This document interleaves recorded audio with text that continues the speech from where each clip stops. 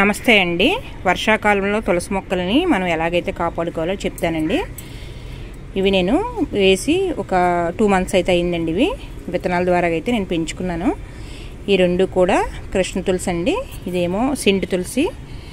గార్డెన్లోని మనకి కంపల్సరీగా ఉండవలసిన మొక్కలండి. ఇవన్నీ కూడా వేస్తూ ఉండాలండి. వర్షాకాలంలో దీనికి కొంచెం డిసీజ్ ఎక్కువ వస్తుందండి.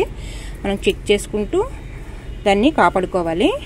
దీనికి ఫెర్టిలైజర్ విషయం వస్తే దీనికి నైట్రోజన్ ఎక్కువ ఉండాలి కాబట్టి మనం ఆవు పేడ కానీ మొక్క పెట్టేటప్పుడు ఆవు పేడ, ఇసుక, మట్టి ఈ 3 సమానంగా వేసుకుంటే తులసి మొక్కలకి సరిపోతుంది. తులసి మొక్కను పెట్టిన దగ్గర నుంచి మనకి ఇన్ని బ్రాంచెస్ వచ్చి గుబురుగా పెరగాలంటే ఈ పైన ఈ పించింగ్ ఉంటుంది కదా, ఈ పించింగ్ చేతితో కట్ చేసేసుకోవాలండి. చేతితో కట్ చేసుకుంటే మొక్క కూడా ఇలా రౌండ్గా పొడుగ్గా వెళ్లకుండా బుషీగా పెరుగుతుంది. నేను ఇప్పుడు కూడా స్టార్టింగ్ నుంచి ఒక స్టెమ్ నుంచి అయితే కట్ చేసుకుంటూ వస్తానండి లైన్గానే. ఇవన్నీ కూడా ఇవి పారేన అవసరం లేదండి. మనం ఒక కషాయంలో పెట్టుకొని ఇందులోని తేనె అది వేసుకొని తాగితే ఈ చలికాలంలో వచ్చే ప్రాబ్లమ్స్ అన్నీ కూడా మనకి క్యూర్ అవుతాయండి. ఇవన్నీ కూడా పారేయవలసిన అవసరం లేదు. ప్రతి ఇంట్లో కంపల్సరీగా తులసి మొక్క అంటూ ఉండాలండి. మనకి మంచి ఆక్సిజన్ అయితే ఇస్తుంది. ఇవన్నీ కూడా తీసి ఒక పక్కన అయితే పెట్టుకుంటున్నాను. ఇది సెంటు తులసి అయితే దీనికి సీడ్స్ అయితే వస్తాయండి. సీడ్స్ అవి చియా సీడ్స్ అంటారట. మరి ఇవన్నీ కూడా నేను ఇలాగ కలెక్ట్ చేసుకొని దాంట్లో అయితే ఉంచుకుంటాను.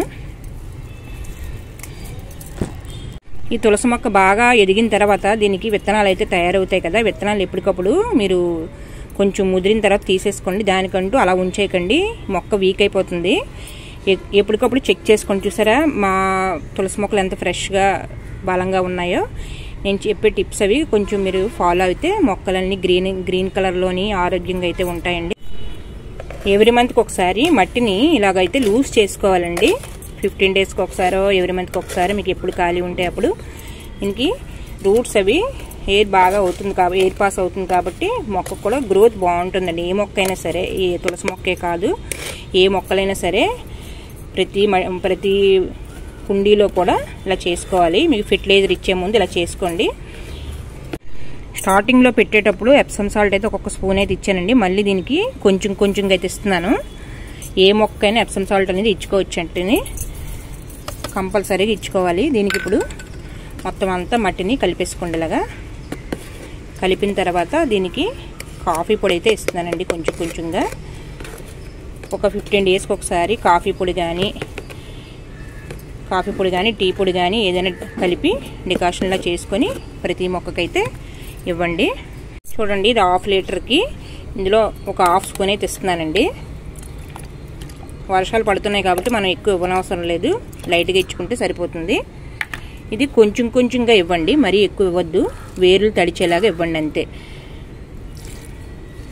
ఏ మొక్కైనా సరే మనం ఫెర్టిలైజర్స్ ఇచ్చేటప్పుడు కిందకి పైకి పోకుండా మనం మొక్క అబ్జర్వ్ చేసుకునేటట్టు మనం ఫెర్టిలైజర్స్ అన్నీ ఇస్తూ ఉండాలి. లేకపోతే మనం ఇచ్చినవన్నీ కూడా ఈ హోల్స్లోంచి పైకైతే వెళ్ళిపోతాయండి. చూసారు కదా, విత్తనాలను ఇలా చిన్న పాట్స్లో మనం వేసుకుంటే బోల్డ్ మొక్కలు అయితే మనం ప్రిపేర్ చేసుకోవచ్చండి. ఎందులో పడితే అందులో అయితే వేసుకోవచ్చు. ఇదే ఉండాలని కాదు, మొక్క చుట్టూ కూడా వేసేసుకుంటే ఈ వర్షాలకి బేగా మొక్కలు అయితే నాటుతాయండి, ఏ మొక్కలైనా సరే. ఈ వీడియో కనుక నచ్చినట్లయితే లైక్ చేయండి, షేర్ చేయండి, సబ్స్క్రైబ్ చేసుకోండి.